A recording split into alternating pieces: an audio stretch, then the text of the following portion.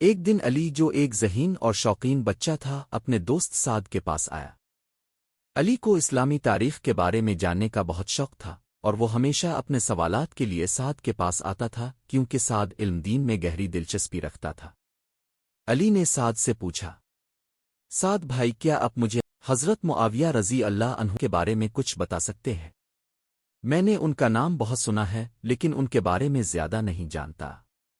سعد مسکرایا اور کہا، بالکل علی، حضرت معاویہ رضی اللہ عنہ ایک عظیم صحابی تھے۔ وہ ان خوش نصیب لوگوں میں سے ہیں جنہوں نے رسول اللہ کی صحبت پائی اور ان سے محبت اور عقیدت کا حق ادا کیا۔ علی نے دلچسپی سے پوچھا، کیا وہ قرآن کے ساتھ بھی وابستہ تھے؟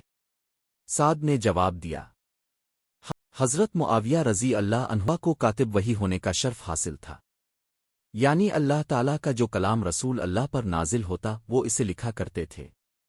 یہ ایک بہت بڑی ذمہ داری تھی اور اس سے ان کی ایمانداری اور دیانت داری ظاہر ہوتی ہے۔ علی نے حیرت سے کہا، واہ، وہ تو واقعی عظیم انسان تھے۔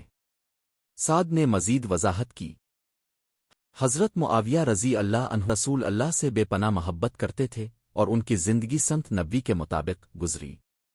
وہ ایک نہایت دانشمند اور صابر انسان تھے۔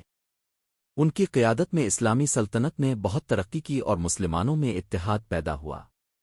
وہ انصاف پسند اور رحم دل حکمران تھے۔ علی نے سوچا کہ مزید سوال کرنا چاہیے تو اس نے کہا، سعد بھائی کیا صحابہ کرام کے درمیان بھی کبھی اختلاف ہوا؟ سعد نے سر ہلاتے ہوئے کہا، ہاں علی، بعض مواقع پر صحابہ کرام کے درمیان اختلاف ہوا لیکن یہ اختلافات دین کی بنیاد پر نہیں تھے بلکہ اجتہادی معاملات میں تھے۔ حضرت معاویہ رضی اللہ عنہ اور حضرت علی کے درمیان بھی ایک وقت میں اختلاف ہوا لیکن ان دونوں کا مقصد صرف امت کی بھلائی تھا۔ ہمیں یہ یاد رکھنا چاہیے کہ صحابہ کرام سب نیک نیت تھے اور ان کا رتبہ بہت بلند ہے۔ اللہ نے ان سب سے راضی ہونے کا اعلان کیا ہے۔ پھر سعد نے علی سے پوچھا، علی کیا تمہیں معلوم ہے کہ رسول اللہ نے صحابہ کرام کے بارے میں کیا فرمایا؟ علی نے انکار میں سر ہلایا۔ سعد نے بتایا، رسول اللہ نے فرمایا، میرے صحابہ ستاروں کی مانند ہیں، تم ان میں سے جس کی بھی پیروی کرو گے ہدایت پا جاؤ گے۔ اس لیے ہمیں ان کا احترام کرنا چاہیے اور ان کی زندگیاں ہمارے لیے مشل راہ ہیں۔ علی نے یہ سب سننے کے بعد کہا، سعد بھائی اپنے آج میرا دل خوش کر دیا۔ میں صحابہ کرام کے بارے میں مزید جاننا چاہتا ہوں اور ان کی تعلیمات پر عمل کرنے کی کوشش کروں گا۔ سعد نے مسکراتے ہوئے علی کی حوصلہ افزائی کی اور کہا، یہی ایک اچھے مسلمان کی نشانی ہے علی، علم حاصل کرو اور دوسروں تک بھی پہنچاؤ، یہی سب سے بڑی نیکی ہے۔ ایشرف اینیمیشن کا مشن اسلامی تعلیمات اور اقدار کو تخلیقی اور دلکش انداز میں دنیا کے سامنے پیش کرنا ہے۔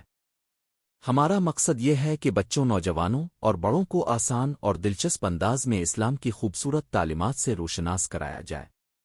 ہم اپنے مشن کے ذریعے قرآن و سنت کی تعلیمات کو سمجھنے میں مدد فراہم کرتے ہیں، اسلامی تاریخ، صحابہ کرام کی زندگیوں اور انبیاء کی کہانیوں کو متحرک، اینیمیٹڈ انداز میں پیش کرتے ہیں، اخلاقی تربیت اور روحانی ترقی کو فروغ دینے والی ویڈیوز تیار کرتے ہیں، اسلامی اقدار جیسے محبت، امن، انصاف اور اخوت کو فروغ دیتے ہیں، بچوں کو اسلام کے بارے میں مثبت اور تعمیری مواد فراہم کرتے ہیں تاکہ وہ جدید دور میں دین سے جڑے رہیں۔ ہماری کوشش ہے کہ ہر ویڈیو دیکھنے والے کے دل میں دین کی محبت پیدا ہو اور وہ اپنی زندگی کو اسلامی اصولوں کے مطابق ڈھالنے کی تحریک حاصل کرے۔ ایشرف اینیمیشن کا نعرہ ہے، تخلیقی انداز میں دین کی روشنی عام کریں۔